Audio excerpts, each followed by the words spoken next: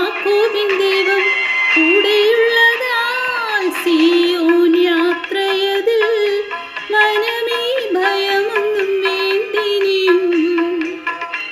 സിയോൻ യാത്രയതിൽ മനമേ ഭയമൊന്നും വേണ്ടിനിയും.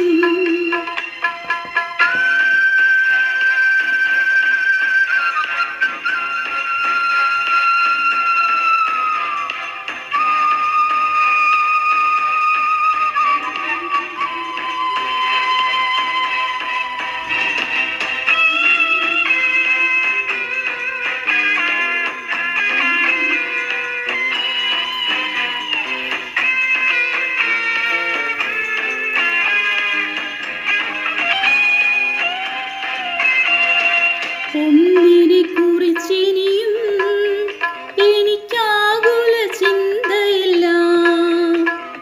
ജീവമഞ്ഞാത്തന്നവൻ എന്നും ക്ഷേമമായി പാലിക്കുന്നു. ഒന്നിനെ കുറിച്ചിനിയും എനിക്കാകുല ചിന്തയില്ല. ജീവമഞ്ഞാത്തന്നവൻ എന്നും ക്ഷേമമായി പാലിക്കുന്നു. അബ്രഹാമിൻ ദൈവം, ഇസഹാക്കിൻ ദൈവം, യാക്കോബിൻ ദൈവം കൂടെയുള്ളതാൽ. അബ്രഹാമിൻ ദൈവം, ഇസഹാക്കിൻ ദൈവം, യാക്കോബിൻ ദൈവം കൂടെയുള്ളതാൽ. സിയോൻ യാത്രയതിൽ മനമേ ഭയമൊന്നും വേണ്ടിനിയും. സിയോൻ യാത്രയതിൽ മനമേ ഭയമൊന്നും വേണ്ടിനിയും.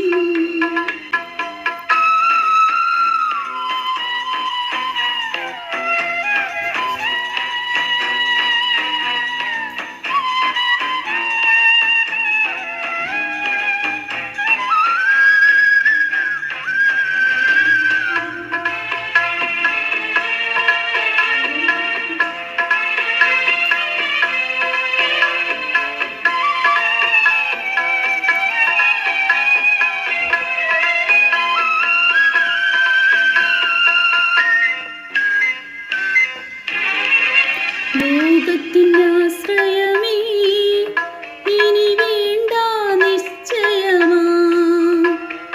ദൈവത്തിനാശ്രയമേ അത് ഒന്നെനിക്കാശ്രയമേ. ലോകത്തിനാശ്രയമേ ഇനി വേണ്ട നിശ്ചയമാ. ദൈവത്തിനാശ്രയമേ അത് ഒന്നെനിക്കാശ്രയമേ. അബ്രഹാമിൻ ദൈവം, ഇസഹാക്കിൻ ദൈവം, യാക്കോബിൻ ദൈവം കൂടെയുള്ളതാൽ. അബ്രഹാമിൻ ദൈവം, ഇസഹാക്കിൻ ദൈവം, യാക്കോബിൻ ദൈവം കൂടെയുള്ളതാൽ. സിയോൻ യാത്രയതിൽ മനമേ ഭയമൊന്നും വേണ്ടിനിയും. സിയോൻ യാത്രയതിൽ മനമേ ഭയമൊന്നും വേണ്ടിനിയും. അധ്യായം 2. സഹോദരരെ, ഞാൻ നിങ്ങളുടെ അടുക്കൽ വന്നപ്പോൾ ദൈവത്തെപ്പറ്റി സാക്ഷ്യപ്പെടുത്തിയത് വാഗ്വിലാസത്താലോ വിജ്ഞാനത്താലോ അല്ല. നിങ്ങളുടെ ഇടയിലായിരുന്നപ്പോൾ യേശുക്രിസ്തുവിനെ കുറിച്ചല്ലാതെ, അതും ക്രൂശിതനായവനെ കുറിച്ചല്ലാതെ മറ്റൊന്നിനെക്കുറിച്ചും അറിയേണ്ടതില്ലെന്ന് ഞാൻ തീരുമാനിച്ചു. നിങ്ങളുടെ മുമ്പിൽ ഞാൻ ദുർബലനും ഭയചകിതനുമായിരുന്നു. എൻ്റെ വചനവും പ്രസംഗവും വിജ്ഞാനം കൊണ്ട് വശീകരിക്കുന്നതായിരുന്നില്ല. പ്രത്യുത ആത്മാവിൻ്റെയും ശക്തിയുടെയും വെളിപ്പെടുത്തലായിരുന്നു. നിങ്ങളുടെ വിശ്വാസത്തിൻ്റെ അടിസ്ഥാനം മാനുഷിക വിജ്ഞാനമാകാതെ ദൈവശക്തിയാകാനായിരുന്നു അത്. ദൈവത്തിൻ്റെ ജ്ഞാനം. എന്നാൽ പക്വമതികളോട് ഞങ്ങൾ വിജ്ഞാനം പ്രസംഗിക്കുന്നു, പക്ഷേ ലൗകിക വിജ്ഞാനമല്ല, ഈ ലോകത്തിൻ്റെ നാശോന്മുഖരായ അധികാരികളുടെ വിജ്ഞാനവുമല്ല. രഹസ്യവും നിഗൂഢവുമായ ദൈവിക ജ്ഞാനമാണ് ഞങ്ങൾ പ്രസംഗിക്കുന്നത്. അത് നമ്മുടെ മഹത്വത്തിനായി യുഗങ്ങൾക്ക് മുമ്പ് തന്നെ ദൈവം നിശ്ചയിച്ചിട്ടുള്ളതുമാണ്. ഈ ലോകത്തിൻ്റെ അധികാരികളിൽ ആർക്കും അത് ഗ്രഹിക്കാൻ സാധിച്ചില്ല. സാധിച്ചിരുന്നെങ്കിൽ മഹത്വത്തിൻ്റെ കർത്താവിനെ അവർ കുരിശിൽ തറയ്ക്കുമായിരുന്നില്ല. എഴുതപ്പെട്ടിരിക്കുന്നത് പോലെ ദൈവം തന്നെ സ്നേഹിക്കുന്നവർക്കായി സജ്ജീകരിച്ചിരിക്കുന്നവ കണ്ണുകൾ കാണുകയോ ചെവികൾ കേൾക്കുകയോ മനുഷ്യ മനസ്സ് ഗ്രഹിക്കുകയോ ചെയ്തിട്ടില്ല.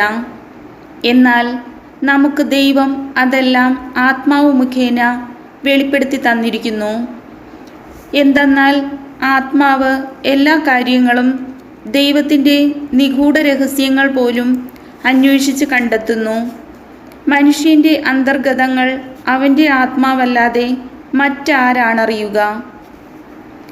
അതുപോലെ തന്നെ ദൈവത്തിൻ്റെ ചിന്തകൾ ഗ്രഹിക്കുക ദൈവാത്മാവിനല്ലാതെ മറ്റാർക്കും സാധ്യമല്ല.